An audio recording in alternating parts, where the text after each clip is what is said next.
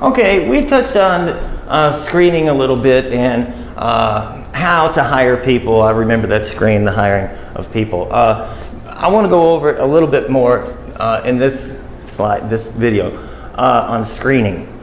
Is screening needed? Now, some people will say, screen, screen, and screen again to make sure you've got a person that is the right fit for the company. We could screen with drug testing, grades, transcripts. A lot of people do the police report. We'd like to know who we're getting involved with, who we're letting in the building. There's a story about a hospital that hired a person who's not a doctor. The question is, do we need to screen, and screen again? And yes, I would say for the basic things, yes.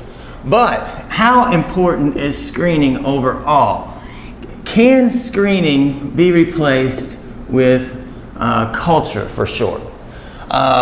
Because if we have a strong culture, we're influential.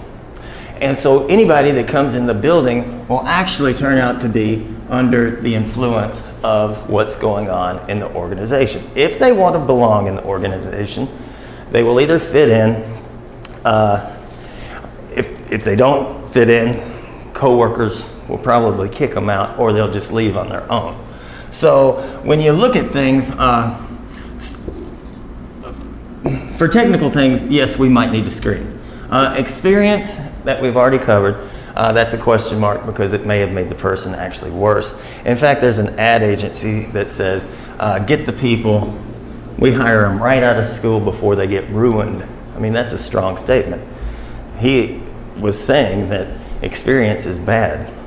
It messes people up. He wants people fresh out of college to work at the company so he can mold them. And which takes us to the power of the culture. If the culture is positive, that would have an influence on people, the employees.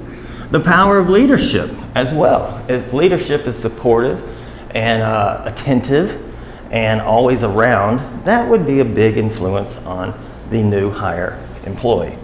If we have the power of pride, that would help too.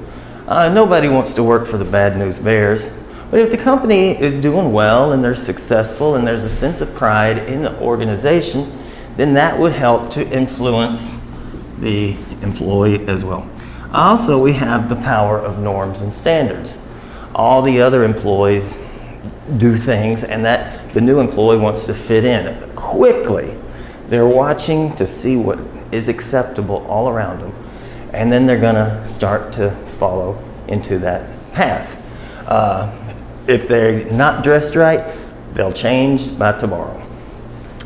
If they say something weird and people look at them like you shouldn't have said that, they will fit the mold. And we have the power of values, which hopefully are fully instilled. Some companies do this with an orientation to drive in what we're all about, what's acceptable, and cover some of these things to influence the person before they even get into the workplace. I went through 4 hours of orientation, 20 hours, 1 week, 5 hours a day of orientation. And that was how they molded us before we got into the workplace. So when you add up all of these things, you definitely, in my opinion, you get influence.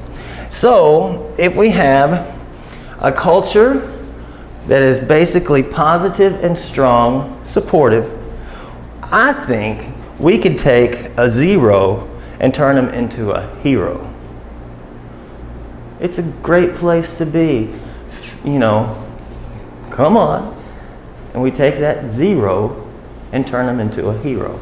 Now, for HR, you've also got to consider that if your organization is a culture that is negative and it's very strong, you can screen all day for the best person, and they once you get them, you'll turn that hero into a 0 and they'll probably leave. It's usually the heroes that leave first. So we have to think about that. So when we have all of this influence and all of these powers, the employee will quickly learn what behaviors are acceptable, what are the priorities. Now, when I say priorities, I want to go back and talk about the operational priorities such as speed, innovation, high quality, low cost, work hard, play hard, or whatever. And that will influence the person too. They'll know what the priority is at work. So when we have all of these powers going on, we'll also have ethical issues should come to light, and how we deal with those things. Respect for all of our coworkers, our customer focus, and how we work together. So if you have attentive leadership and you have all of these influences going on, the person who you hire, you could hire anybody and turn them into a hero. Or you could hire the hero and turn them into a zero. So you have to be careful with this. You have to monitor and manage your culture, and also make sure that the leadership is always there. That's a huge influence on people. I'll say it again because I think I said it in the last video. You working at one bank you will be one person. If you move to the next bank, you'll become a slightly different version of who you were at the other bank. At least.